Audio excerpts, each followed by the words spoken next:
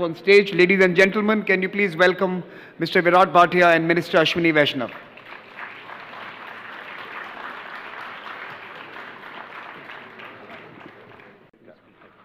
Because there's a live stream of many thousands of people, your mic needs to be close to you. Closer? Is the audio okay? Yeah.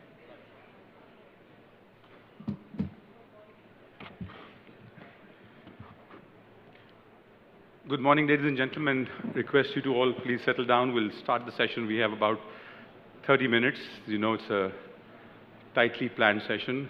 Welcome, everyone. Let me start by welcoming the minister has in Prime Minister Modi's cabinet. It's a very, very large, significant responsibility given the expansive work that he has. Let me start by asking you, sir, this is a mix of Indian and global audience, young and established businesses and stakeholders from governments. What, in your opinion, is the big story behind India's growth, and what do you think is driving our economic momentum? Thank you, Mr. Bhatia. Friends, very good morning. Those of you who are present here, my namaste to you, and those who are joined virtually, whichever geography you are listening, please translate using whichever AI tool you are using these days, and accept my greetings. Mr. Bhatia, I think the whole economic growth story that we are seeing today is a very well thought through story. The 4 pillars on which the economic momentum is built are very clearly thought through. Very focused execution has happened. The first pillar is the investment in physical, digital, and social infrastructure. The second pillar is huge focus on making sure that the growth is inclusive. The third big pillar of our economic policy and Prime Minister's vision is to make sure that manufacturing gains ground. Something which has remained dormant for 60 years comes back in a very systematic way. Both the brick and mortar and the modern manufacturing, both the labor intensive as well as high-end manufacturing. So lots and lots of focus on manufacturing.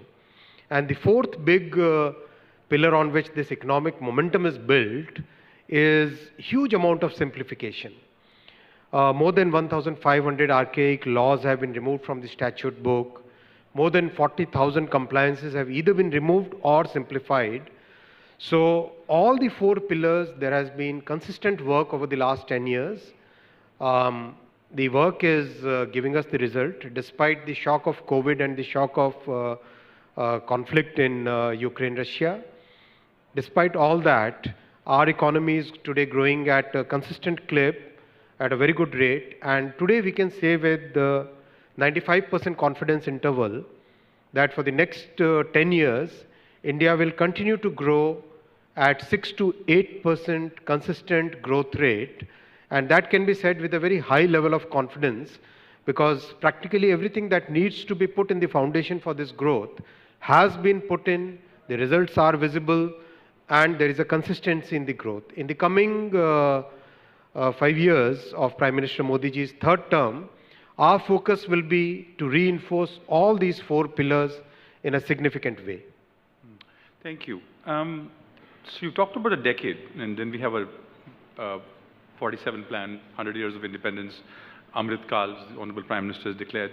Over the coming years, as we transition from the current state to being the 3rd largest economy, which are the international partnerships and actors that are most important to our growth? And who are the cluster of global stakeholders from governments and private sector that we must reach out to actively in the next 5 years and the next 5 years? Listen, we have today a global scenario, a global geopolitical scenario in which many of the old structures are getting revised. This is a time for consolidating and repositioning our country in a way which actually has been demonstrated if you look at the journey of last 10 years. Our Prime Ministers the way he has conducted the foreign policy, India has today emerged as a developed, as a trusted and a developing geography where people believe that yes, India is a good partner. India is a trusted partner. I can give multiple examples. Examples of supply chain are all known to you. We have Apple manufacturing here in India, Samsung manufacturing here in India. We have multiple consumer-facing brands in the traditional industry who have ramped up their production in India. So Make in India is a big success. What the bigger reflection of the trust is in developing critical technologies. Now that's a big change which has happened. From being a receiver of previous generation technology through TOT agreements, today India is viewed as a country which can be a co-creator of technology, which can be a co-developer of technology. For example, we have today MOUs with USA, with Japan, with Europe for developing semiconductor technologies with newer applications in quantum, with newer applications in newer applications in telecom. So the way we are looking at this is, here is a trusted geography, here is a large talent pool, here is a tested past which can be verified by anybody. So the world, we are open to the world, we are open to new ideas. So come here, innovate here for India, for the world. And second part of your question, we believe that government and the private sector must work in unison, must work in harmony. We have developed a very unique public-private partnership model. For example, the entire payment, digital payment that you see, it's a classic case of a public-private partnership where the public funds were used to create a platform. That platform, which is owned by NPCI, National Payment Corporation of India, that platform is open to everybody. It's open access. So startups have joined, 400 banks have joined, insurance companies have joined, mutual funds have joined, and a large base of about 400 million users have joined. So imagine the power of a platform like this. So we believe in public-private partnerships, whether it is development of the telecom stack, development of the digital stack, development of semiconductors, everywhere we are looking at public-private partnerships. The Prime Minister has spoken about Viksit Bharat, has spoken about the idea of the next 25 years being our golden period. One of our big challenges as investors has been taxation in India, but the GST has been a great success in economic terms. Also, the collection is very buoyant. Our physical infrastructure that seems to rapidly connect the country is another big story, including the work that Railways is doing. What is this transformation over the last 5-7 years that is underway? How do you kind of put this together for an international audience? How do we explain this to them? For economic growth, certain basic principles are known to everybody. One of the fundamental principles is that sustained economic growth happens when the productivity increases. So productivity improvement is one of the fundamental structures of any economic growth thinking. When we look at the factors which will improve productivity, the two major factors which come into that, actually three, are first is the physical and digital infrastructure. The second is the focus on education and skilling. And third is the focus on innovation and development. So Prime Minister Modi has given a very clear focus on all these three elements which are improving the productivity of the economy. Now the thinking which I can share with you very candidly, that our Prime Minister's thinking is that we should always think of at least 15-20 years ahead. Whether we are building a railway system, whether we are building a highway system, whether we are investing in semiconductor industry, whichever sector you see, his thinking is that we should think of at least 15-20 years ahead. Ideally, we should have a clear vision path for 25 years, break that down into planning periods of 5 years each, and then execute. That's the way he thinks. That is reflected in many of the programs that Prime Minister has launched, whether it is Make in India, whether it is Skill India, whether it is new education policy. So to the international audience, I would like to convey the message that whatever our Prime Minister is doing today is fundamentally going to improve the productivity of the economy, fundamentally going to lay a foundation for long-term growth. So when I say at least till next 10 years we can see 6 to 8% growth rate with 95% confidence interval, the foundation which is getting laid today will give us a significantly longer period of high growth and moderate and under control inflation. That's what is entire planning is. It's also a lot of focus on human resources through the education policy, through investments in setting up new IITs, setting up new aims, focus on the healthcare sector through the largest health insurance program in the world, Ayushman Bharat.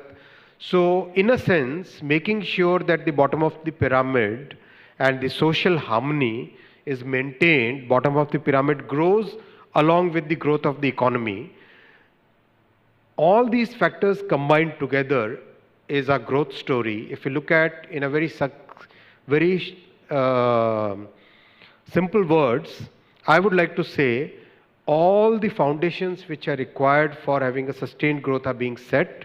The results are visible, and these will continue to be there for many years now. Ashwini ji, let me ask you about public sector. Things that we don't often speak at these conferences.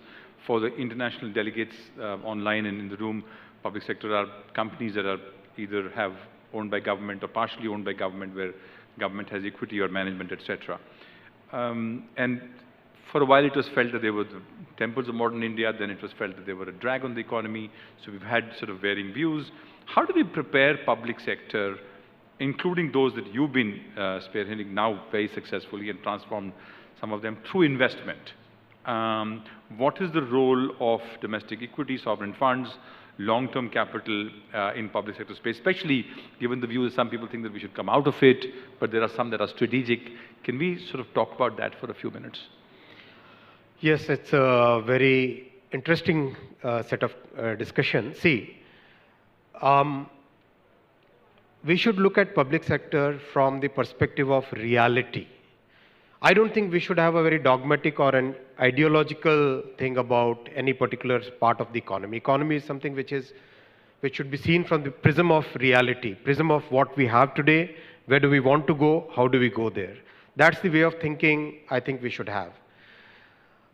Our public sector played a very important role in developing an industrial infrastructure in our country at the beginning of when our journey from the British period to our independence started.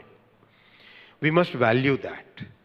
We must value the ecosystem that they created, because that was the time when the private sector was not in a position to take the big, bold risks that only a government sector could have taken. Then there was a period where the initial phase of productivity went down. In the last 10 years, the way our Prime Minister has transformed the public sector is in 3 different ways. First, a lot of focus on giving independence to the public sector, companies, and to the public sector per se. So let me give you an example of railways. Indian Railways, as you know, is among one of the largest railway networks in the world. We carry about 7 billion people every year. 7 billion is a large number. And about 1,600 million ton of cargo we will carry this year. So in a sense, among the top 2 systems in the world. With that kind of system and about 1.2 million employees, 1.2 million direct employees, and ecosystem itself will be about 10 million people who are connected with railways in terms of all kinds of services that they provide, all kinds of execution work that they do. So it's a very large ecosystem. Obviously, a large ecosystem will have huge challenges when you want to transform it. This is where Prime Minister's thinking can be given very clear examples. First, how the decision making was separated out of populist measures. So go back 10 years and the entire focus of railways would be where do you start a new train service. Go back 10 years and most of the things that you would hear about railways would be practically negative. Come fast forward today, we hear that in last 60 years, 20,000 kilometers were electrified. Electrified basically the entire track network. Instead of running on diesel locomotives, you run it on electrical locomotives. Much more cleaner, 90% less polluting, right? And in 10 years, 40,000 kilometers electrified. Imagine one of the largest networks is of Germany, that is about 35,000 kilometers. So electrifying equivalent of Germany's network in 10 years. Big task. That's possible because a lot of independence of decision making was given to the railway sector itself. You guys decide, this is the goal we have to achieve. You decide, make your plans, execute them. Last year we added 5,200 kilometers of new railway lines. That is like adding a Switzerland in India's railway network. This year we are adding 5,500 kilometers of railway lines. So adding one more Switzerland in the Indian railway network. Next year we'll be adding 6,000 kilometers. Year further we'll be adding 7,000 kilometers. Imagine the pace of work which is happening. World's largest station redevelopment program. 1,300 stations being rebuilt, not just cosmetic, but rebuilt. That's possible because Prime Minister has given absolute independence to the railway board. Make your decisions, plan your execution path, execute it with focus. Second, lot of focus on investment. When you look at public sector investments, people look at risk from different perspective, whether there would be limitation on liability, whether there would be undue open risks which cannot be covered. And in what we understand, risk should be basically placed with the party which is best placed to handle that risk. So how do we divide the risks between the public sector and the private sector? Those kind of contractual structures are today in place. I can see huge amount of interest from multiple different types of vehicles, whether it is institutional investors, whether it is private equity, whether it is banking system. They are all investing very heavily in the physical and digital infrastructure sector companies, in the public sector units also. So the focus here is we transform the public sector units into making them agile, making them responsive to new technologies, making sure that they are significant players without in any way putting a negative impact on the growth of innovation which is happening. That's the way we are looking. You've spoken about railways. In April this year, we'll complete 30 years of National Telecom Policy 94 completing. And in the last 10 years, those who don't know, when National Telecom Policy 94 was invited, there was less than one phone per 100 and only landlines. We are now at over 50% internet penetration, billion mobile phones, 750 smartphones, 6G stack. You've given the details on railways. Can I ask you to explain to our friends in the audience this mindset change of scale, of size, of chasing the best? So what drives that? What is behind that? Because this is the symbol of New India that most people would like to understand the thinking behind it.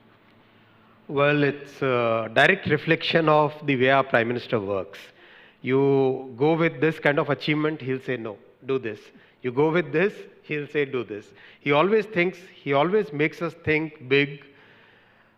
See, incremental changes can give us only so much result. Incremental is good if your base is very big. At our position of the economy, our point in which, in the journey of our development, we need to really take big risks. We need to take big calls. We really need to put huge amount of effort in executing those calls. And that's what Modi government is today known for. I'll give you one example from the telecom sector since you took up this point of telecom. Having our own telecom stack, end-to-end telecom technology, that was considered like next to impossible. For decades, we have been importers of telecom technology. Prime Minister gave us this challenge, can we develop the telecom stack the way we have developed the digital stack? And it took 2.5 years, 3 years to develop it. But today the telecom stack, 4G telecom stack, upgradable to 5G is ready. It is getting deployed today. And coming years, we would start exporting it. So this is something which was unthinkable. So one of my favorite quotations is, our Prime Minister says, mind is never a problem, mindset is. Mind is never a problem, mindset is. If we can change the mindset, so many things can change. If we can change a mindset towards doing bigger things, if we can change the mindset towards taking bigger risks, understanding those risks and then executing on those, I think we can achieve big. So, Honorable Minister, there's 6 weeks before elections, or 7, depending on what the dates are, then another 6 weeks of elections, and then the government's back, and sort of the entire process begins again for a 5-year period, a very important period in India's journey and development. If you had to leave us with a message on what is it that the global audience and delegates should watch out for in the next 5 years, the vision that will be played out starting, say, June of 2024 for a 5-year period, what would that be? There will be a lot of focus on manufacturing, and we should not look at manufacturing as services or manufacturing. We should look at services and manufacturing. There are certain experts who say that no, India should look at only services, should not look at manufacturing, but I think we should look at services and manufacturing. Within manufacturing, in the next 5 years, there will be a lot of focus on the entire spectrum of manufacturing. Not just, I don't think we should ever see as if whether it is low-end manufacturing or high-end manufacturing. We do need to have both. That is first part. Second part, there will be lots and lots of focus on upgrading our education system to a totally new level. The national education policy has been received very well. The execution has already started. But there will be a lot of focus on making sure that percolates down to the grassroots level and the education system really comes up to a new level. There will be lots and lots of focus on health sector and infusion of technology on health sector, which basically started with the way we managed our COVID challenge, the way we developed the vaccine, the digital mechanism of implementing the entire program. Ayushman is totally a digital platform. So there will be lots and lots of focus on technology in healthcare. And fourth, there will be huge amount of focus on developing some of the most important and critical technologies. And that we will do in partnership with the private sector, in partnership with national and international players, and in partnership with the trusted geographies that are with us. So there will be a totally new way of governance that we can see in the next 5 years. The next 5 years will be basically laying the foundation for becoming a developed country by 2047. There you have it, ladies and gentlemen. The Honorable Minister, honest, detailed, succinct, and in line with Indian Railways' ambition, on time, We finished the time just in time for the next session. Thank you so much. Please join me in a round of applause. Thank you so much, Honorable Minister, and thank you so much, Mr. Bhatia, for a fascinating conversation. You've given us a roadmap of what you have in mind. Thank you so much. A big round of applause to the two gentlemen on stage. If I can just request both of you for a quick photograph, sir, for our records. To the